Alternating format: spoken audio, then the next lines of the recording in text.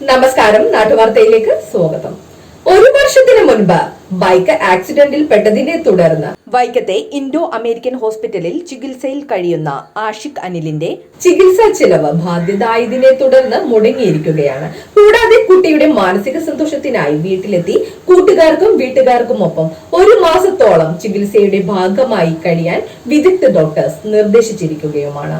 ഒരു വർഷമായി ഉപയോഗശൂന്യമായി കിടക്കുന്ന ആഷിഖിന്റെ പണി തീരാത്ത വീടിന്റെ അവസ്ഥ വളരെ ശോചനീയമാണ്.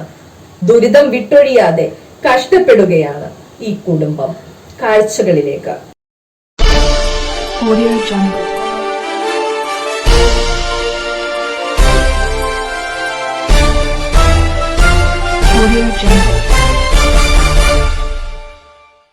This news brought to you by ആണിഹാരി. എത്ര പഴകിയ ആണിരോഗവും നിശേഷം മാറ്റി സുഖപ്പെടുത്തുന്നു. നടക്കൂ, സുഖമായി നടക്കൂ. ഒരു വർഷം മുൻപുണ്ടായ ബൈക്ക് ആക്സിഡന്റിനെ തുടർന്ന് അബോധാവസ്ഥയിൽ കഴിഞ്ഞിരുന്ന ആഷിഖ് അനിലിന്റെ തുടർ ചികിത്സയ്ക്കായി ഏറെ കഷ്ടപ്പെടുകയാണ് ആഷിഖിന്റെ കുടുംബം. പ്രദേശത്തുള്ള സുമനസ്സുകളുടെ സഹായത്തോടെ ഇതുവരെ 40 ലക്ഷം രൂപയോളം ചിലവാക്കി കഴിഞ്ഞു. ഹോസ്പിറ്റലിൽ 8 ലക്ഷം രൂപയോളം ബാധ്യതയായതിനെ തുടർന്ന് ചികിത്സ മുടങ്ങിയ അവസ്ഥയിലാണ്. പ്രദേശത്തെ വിവിധ സംഘടനകളുടെ നേതൃത്വത്തിൽ പല സഹായങ്ങളും സ്വരൂപിക്കുന്നുണ്ടെങ്കിലും വിട്ടൊഴിയാതെ ദുരിതക്കയത്തിലേക്കെന്ന പോലെ ആണ്ടുപോവുകയാണ് ഈ കുടുംബം. ആഷിഖിനെ പഴയ ജീവിതത്തിലേക്ക് തിരിച്ചു കൊണ്ടുവരാമെന്ന ഉറപ്പ് ഡോക്ടർമാർ നൽകുന്നുണ്ടെങ്കിലും തുടർ ചികിത്സയ്ക്കായി പണം കണ്ടെത്താനാവാതെ കഷ്ടപ്പെടുകയാണ് ഈ കുടുംബം. ഇപ്പോൾ ചികിത്സയുടെ ഭാഗമായി ഒരു മാസത്തേക്ക് വീട്ടുകാർക്കും കൂട്ടുകാർക്കുമൊപ്പം വീട്ടിൽ തന്നെ താമസിക്കാനും അതുവഴി മാനസികമായ ഒരു സന്തോഷം അവനിൽ ഉണ്ടാക്കിയെടുക്കുവാനും നിർദ്ദേശിച്ചിരിക്കുകയാണ് ഡോക്ടർമാർ.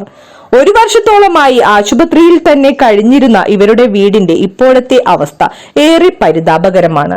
അച്ഛനും അമ്മയും ഒരു സഹോദരിയും അടങ്ങുന്നതാണ് ആഷിഖിന്റെ കുടുംബം. സഹോദരി ബന്ധുക്കളുടെ വീട്ടിൽ നിന്നാണ് പഠിക്കുന്നത്.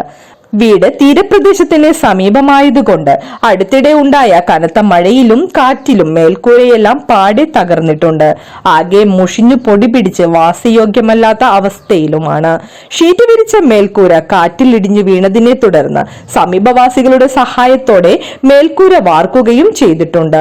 ഈ അവസ്ഥയിലുള്ള വീട്ടിലേക്ക് ആഷിഖിനെ കൊണ്ടുവന്നാൽ അതവന്റെ ആരോഗ്യത്തെ സാരമായി തന്നെ ബാധിക്കുമെന്നതിനാൽ എന്തു ചെയ്യണമെന്നറിയാതെ പകച്ചു നിൽക്കുകയാണ് കുടുംബം.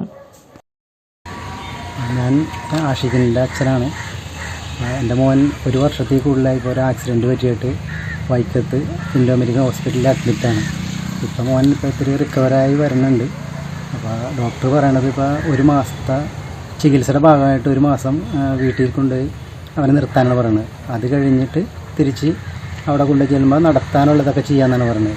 മോൻ SH തേവര പഠിക്കണേ. തേവരയിൽ BA അനിമേഷൻ 3ാം വർഷ വിദ്യാർത്ഥിയായിരുന്നു.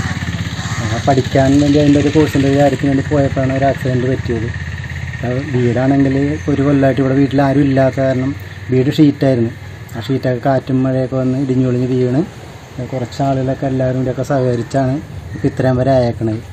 അപ്പോൾ ഇപ്പം ഇങ്ങോട്ട് കൊണ്ടുവരണമെന്നുണ്ടെങ്കിൽ ഒരു ഇത് പണി പൂർത്തിയാക്കാനായിട്ട് നമ്മളെ കൊണ്ട് ഇനിയൊരു നിവർത്തിയില്ല. എല്ലാവരും ഒക്കെ പരമാവധിയൊക്കെ സഹായിച്ചു.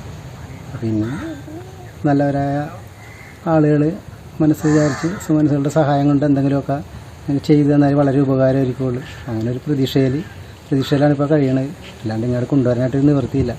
ഡോക്ടർ ഇന്നും പറഞ്ഞ് വീട്ടിലേക്ക് എന്നാൽ കൊണ്ടുപോകണേന്ന് ചോദിച്ചു. ഞാനപ്പോൾ ഒന്ന് ഇങ്ങോട്ട് വന്നതാണ്.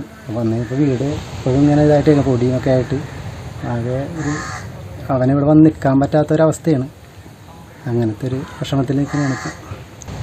ഡോക്ടർ ഇപ്പോൾ പറഞ്ഞേക്കണേ. ഇപ്പോൾ ഇന്നലെ വന്നപ്പോൾ ഡോക്ടർ പറഞ്ഞ് എന്തായാലും നിങ്ങൾ വീട്ടിൽ കൊണ്ടുപോയി ഒരു മാസം നിർത്തി കഴിയുമ്പോൾ അവന് നല്ലൊരു ഇമ്പ്രൂവ്മെൻ്റ് ഉണ്ടാവും. തിരിച്ച് ഹോസ്പിറ്റലിൽ വന്നു കഴിയുമ്പോൾ ഇവനെ നടത്തി പഴയതുപോലെ ആക്കി തരാമെന്ന് ഉറപ്പ് പറഞ്ഞേക്കണേണ്. അപ്പോൾ അതിന് നമുക്ക് അവിടെ കുറച്ച് പൈസ അടക്കാനുണ്ട്. ഒരു 8 ലക്ഷം രൂപ അടക്കാനുണ്ട്. പിന്നെ ഇപ്പോൾ ഇവിടെ കൊണ്ടുവരാൻ വേണ്ടിയുള്ള ഇതിലാണ് നിൽക്കുന്നത്. അപ്പോൾ എല്ലാവരും സഹായമൊക്കെ ഉണ്ടായിട്ടുണ്ട്.